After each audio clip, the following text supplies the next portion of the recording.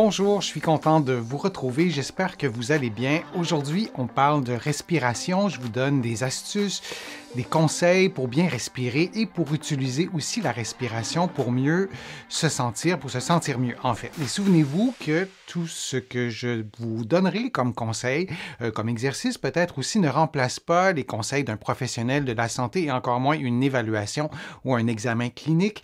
Vous devez adapter aussi mes conseils à votre condition et certains pourraient ne pas convenir. Vous allez trouver plusieurs des conseils, des exercices que je vais vous donner aujourd'hui dans mon livre « Va prendre l'air, tout sur le pouvoir exceptionnel de la respiration » et aussi dans mon livre « Lève-toi et marche » qui est publié aux éditions du Trécarré ici au Canada et aux éditions J'ai lu en France. La respiration à 360 degrés, comment on la pratique, à quoi ça sert? Comment on peut la faire simplement?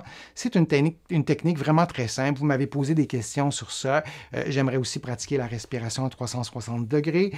Bonjour Denis, un conseil pour bien la faire, pour être sûr de la pratiquer correctement. Mais la respiration à 360 degrés, le nom le dit, on veut mobiliser la cage thoracique, on veut mobiliser donc les côtes, on veut mobiliser l'abdomen, mais autant devant sur les côtés que derrière. Et souvent, on parle de la respiration abdominale comme si on respirait juste par l'abdomen, par l'avant.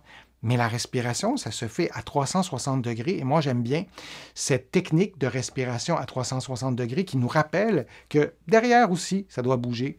Sur les côtés aussi, ça doit bouger.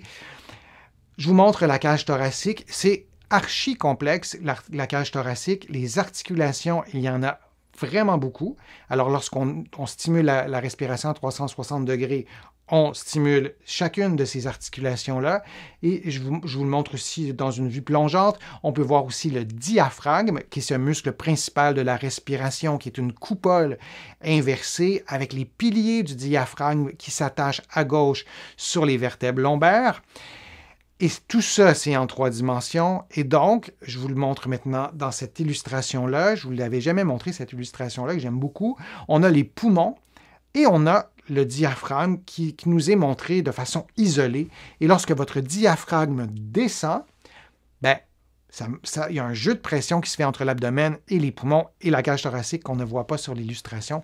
Et on respire. Mais il faut se souvenir que le diaphragme, c'est une coupole, c'est comme une galette d'une certaine façon, mais c'est rond, c'est en 3 dimensions, donc on doit aussi penser aux mouvements qui sont sur le côté et qui sont aussi vers l'avant. Alors la respiration à 360 degrés, c'est une illustration qui est tirée de mon livre « Va prendre l'air », une illustration de Cyril Doineau, et l'inspiration se fait par l'abdomen en mobilisant la partie inférieure de la cage thoracique, et l'expiration peut être prolongée en mobilisant la cage thoracique. Alors, si on fait ensemble la respiration à 360 degrés, je vais vous la montrer maintenant en temps réel, puis je vais vous la montrer aussi avec un exercice, et j'espère que j'ai le bon exercice. Je le vois qui s'en vient, mais en tout cas, on regardera ça ensemble. Donc, vous placez vos mains, je vais me reculer un petit peu, vous placez vos mains sur votre cage thoracique, vos pouces seront placés évidemment derrière. Moi, je vais monter mes mains un peu plus pour que vous les voyez. Vos doigts, évidemment, sont sur la partie avant de la cage thoracique et vous allez d'abord inspirer par l'abdomen. Donc, vous prenez un peu d'air par l'abdomen et ensuite, vous mobilisez la cage thoracique. Donc, je vais le faire une fois sans parler. Donc, on mobilise l'abdomen à l'inspiration et ensuite, on amplifie, ou d'abord en premier, on sent, on perçoit cette mobilisation thoracique, mais vraiment à 360 degrés. Vos pouces, vos mains, vos doigts doivent être mobilisés. Vous devez sentir qu'il y a une certaine pression de votre cage thoracique, de vos côtes sur vos mains, mais on la précède par une inspiration abdominale. Donc, et pour sentir ces mouvements, on peut prendre une inspiration exagérée pour bien les sentir et on expire sans forcer démesurément, mais on expire plus longtemps que ce qu'on ferait normalement. On expire plus longtemps que le temps qu'on aura pris pour inspirer. Et on peut prendre 1 ou 2 secondes d'apnée à la fin pour aider, en fait, pour nous aider en fait à bien percevoir ce mouvement à 360 degrés qui se fait vers l'avant, sur les côtés, vers l'arrière, Vous pouvez faire le même exercice couché sur le dos. Vous pouvez le faire adossé à un mur. Le mur ou le plancher vous donnera une rétroaction qui vous aidera peut-être à mieux sentir cette respiration-là. Ici, je vous le montre dans une vidéo et c'est là que j'espère avoir placé, d'avoir placé la bonne vidéo. Attendez 2 petites secondes. Ça s'en vient, on y arrive. OK, on est bon. Alors, ce que vous pouvez faire, vous pouvez placer le ballon comme ça sur votre abdomen pour sentir la partie avant de la respiration à 360 degrés et vous respirez comme ça. La vidéo que je voulais vous montrer, et je crois que je ne l'ai pas ajoutée, mais je vais vous le dire dans mes mots, vous allez comprendre. Donc, vous pourriez aussi placer le ballon derrière, donc entre la chaise et mon dos. Donc, dans la région lombaire, vous allez placer le ballon vraiment ici et vous allez inspirer, toujours par l'abdomen, ensuite la cage thoracique. Et donc, vos côtes, cette région-là du corps va exercer une pression dans le ballon et c'est beaucoup plus facile. Le cerveau est beaucoup plus facilement programmable lorsqu'on a une stimulation tactile ou une stimulation, je ne sais pas comment dire, cutanée, là, au niveau de la peau. On a des petits détecteurs et ça vous aidera probablement à mieux sentir la respiration à 360 degrés. Donc, en résumé, et c'est vraiment très simple, cette respiration à 360 degrés, vous inspirez en gonflant l'abdomen modestement, vous allez continuer cette inspiration en mobilisant la cage thoracique à 360 degrés. Vous pouvez exagérer un peu cette respiration-là pour vous familiariser avec cette mobilité thoracique et diaphragmatique.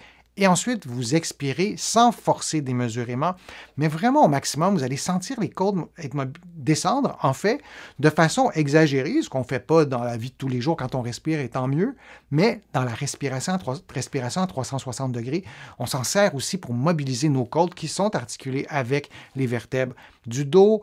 On a beaucoup de tensions, de douleurs parfois qui sont étroitement liées aux côtes. Alors la mobilisation, la respiration plutôt à 360 degrés, ça peut vous aider aussi à détendre des muscles qui autrement n'arriveraient peut-être pas à être détendus. Alors c'était ce que je voulais vous montrer avec la respiration à 360 degrés. J'espère que ça vous sera utile et que vous pourrez la reproduire. Sinon, vous pouvez m'écrire vos questions dans le fil de discussion si vous écoutez la vidéo en rediffusion.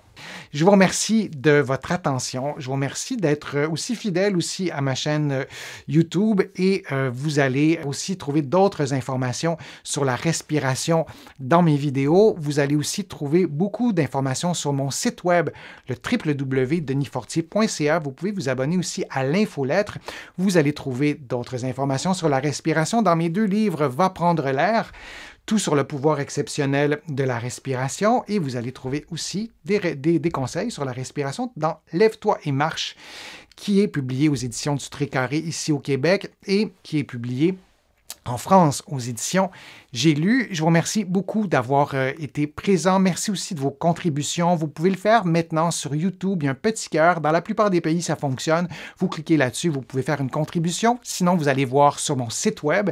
Je vous explique comment faire une contribution. Ça peut être une contribution financière, mais ça peut être aussi par des clics à certains endroits. J'ai ajouté une autre façon aussi de faire des contributions pour les personnes du Québec qui expérimentaient des problèmes avec le fonctionnement actuel. C'était plus compliqué. Je ne sais trop pourquoi, mais j'ai ajouté une autre façon de faire aussi. Je vous remercie vraiment beaucoup et je vous souhaite de bien respirer, de mieux respirer et on se revoit pour une prochaine vidéo, pour un prochain direct. À bientôt.